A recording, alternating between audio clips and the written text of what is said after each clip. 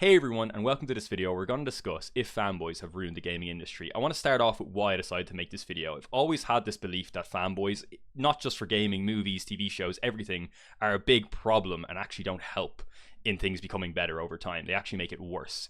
And because I started YouTube so recently, I've realized that, I've made criticisms about certain games, whether true reviews or maybe I've watched a developer interview and given a little bit of feedback that was negative. I've gotten a lot of hate comments. Now, hate comments, they brush off me. I couldn't give a shit about them, to be honest. But I just think they further prove the point that I've always agreed with. And I just thought it'd be really interesting in this video to break down the biggest reason I think games are being harmed today by fanboys. And that is that no matter what kind of slop these game companies produce, or crap they produce, or underdeveloped shit they put out, they just keep on buying it. The fanboys buy it, and not only do they buy it, they then defend it, so it's even worse. It's not even like they're holding the company accountable or being like, I won't buy the next game. They defend it with their lives. Sometimes they do criticize it, but they still buy the game every year, so it doesn't matter that you're criticizing because you're still not voting with your wallet. So I want to discuss that throughout this video, and we'll dive into that topic now. So before we dive in, I want to describe what I consider a fanboy to be. First off, I'm a fanboy. I love many games, many gaming studios, many series of games, and I will defend them. Now, I like to think I give them criticism where it's needed, but there are plenty of times I've bought a game and kind of like before it's come out, pre-ordered it, and ultimately have helped that studio produce slop because they've already got my money in their bank account before they even produced the game. So if the effort was low, or there was a lack of direction, or ultimately they just decided, fuck it, this is good enough, well, I've already given them the money, so it doesn't matter. So I'm part of the problem too, and I want to make that clear. It's not just me. A fanboy to me is someone who is involved in the community, plays a game for hundreds to thousands of hours, maybe plays the same game that's short 5, 6, 7, 8, 9 times. That's a fanboy to me. And many people watching this video, if not everyone watching this video, is a fanboy of something, whether it's gaming, movies, TV shows, it doesn't matter. We're all a fanboy somewhere. So that's the context of what a fanboy is to me. I think it's important to get that out there. I don't just consider a fanboy to be some fat neckbeard. That's just a bit of a harsh representation, I think. So let's also give the context for this. I did say it was for negative comments. What were the negative comments around? Which game did it focus in on? I'll be talking about a ton of different games throughout this video because just giving a bunch of different contexts. There's no specific game or community that this is targeted at. It's targeted at a whole. But for this game, it was Total Warhammer 40k and Total War Warhammer 40k, and it was announced at the Game Awards, and I was super excited when it was announced, but it had some criticisms from the trailer. And then they released a developer kind of sit down where they talked with the developers, and I went, 4 races on launch, and for anyone who doesn't know, Warhammer 40k is about 20 to 30 different factions you could actually play as in the game on the tabletop. So I went, that's really not enough, 4 is not enough. And they also said that 2 of the races were going to, 2 of the playable groups were going to be playing together at times. So now I'm like, so now you've got 3.5 groups, and that's not enough on launch because we know what's going to happen. Every single new one that's added, we're going to have to pay 20, 30 euro for just to get to play as these factions in the game. And I said, that's not good enough. I don't want to pay 400, 500 euro just for a completed game in 10 years time. I don't think that's acceptable. And I criticized some other things throughout the game, but that's my biggest criticism, is this bullshit of, we'll leave features out of the game so that you have to pay for it as DLC later. I just do not think that's acceptable. So that was the point I made some YouTube shorts, made the video, and got a lot of feedback from the Total War community, which obviously are very defensive, like many communities are. And I just sat there and I responded to some of them. I love all the comments I get, whether negative or positive, and I'm probably going to respond to it because I just like engaging with my community. But ultimately, they were just defending this game, and I went, why are you defending it? Like, this is the moment to criticize them, is a year before the launch. There's no point in me buying the game and then criticizing the game. It's too late already. I'd still do that if the game's crap, but I've already given them my 60 euro. I've probably already decided that I'll buy a DLC or 2 at that point. So I'm already committed in. And if I wasn't trying to do YouTube as a hobby, I probably would wait a few weeks for the game to make sure that it's good. Or maybe I'd wait for a sale because I'm a college student myself. So I'm sure many people here have their own financial issues. So I'm trying to be reasonable with my funds and what I have. So I'll often wait for a sale, especially for DLC or even games. And that's what I would do. And I would encourage everyone else to do the same. Like, pre-ordering a game, all that does is if they get 1 million pre-orders, they go, right, well, the game's 60 euro, we've just made 60 million. You can take away taxes and all that later. But that's what they made. And now they can go, well, it doesn't matter if the game's shit because it only cost us 30 million to make. So we've already made 30 million profit. So who gives a fuck? And people will buy it on release. So you're letting them make slop. Right now, what we've seen from the developers, from the trailers, this is our time to criticize and go, hey, you have a year left. This isn't good enough. I think this should be here. I think this needs to be different. That's our time. Like, if someone's just criticizing the game pointlessly, just be like, this game's shit and it sucks, that's, that's kind of useless. If you're like me and I'm a fan of this, this game and the genre it's set in, I'm criticizing this game because I want it to be better, not because I hate the developers, not because I hate the people that love this game, because I want the game to be better, and everyone needs to see that. people who buy FIFA and Call of Duty every year, no matter how shit it is, and then whinge about it for the whole year, I'm sat there going, you are the problem though. You've pre-ordered the game, you bought the deluxe edition for an extra €30, and now you spent 100 quid on the game, and you're sitting there telling me how it's shit. You tell me every year how it's shit. You're part of the problem. You are literally making them go, we don't need to improve, we don't need to do better, because we know they're going to buy the game anyway. And they'll buy it the next year, and they'll buy it the year after, and they'll buy it the year after that. So it doesn't matter how much slop is out. For this video, I should have looked up before I made it, how much Call of Duty sold this year, because I know it was a bad year for Call of Duty. I have the Game Pass. I played it. It was shit. But I bet it still made a profit, and I bet it still made tens, if not hundreds of millions, maybe even near $1 billion.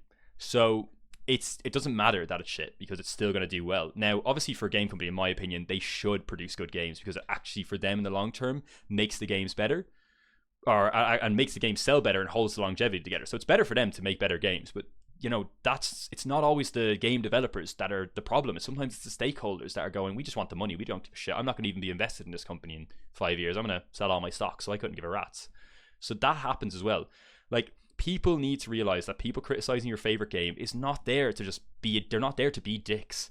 Constantly on the Reddit, I have made comments about Football Manager, a game I love, but has so many flaws, so many flaws as a game. I once did a little test where I reloaded a save against Norwich, and I was playing as Liverpool. And for people who don't have context there, David Goliath. And I was playing Norwich at home, and I lost 19 times in a row with better XG. I kept reloading it because I lost once, and I was like, let's do a test here, because sometimes I will do a little test to see how many times will I lose, because that will show me that there's something's going on in the background of this game that's stopping me from winning this particular match. And I went, in no fucking world would Liverpool play Norwich 19 times, have better XG in 19 of those examples, and not win one of those games. It is just ridiculous. It's an example of poor development. So I went on the Reddit and posted that. All I got was negative feedback, because the Football Manager Reddit is just full of people who defend Football Manager. Now, Football Manager this year, 26, has been absolutely shit. So now all of a sudden the whole community is up in arms against Football Manager. I'm like, Football Manager has had major issues for absolute years, and does what a lot of games do. Rather than make their AI better, they make their AI cheat.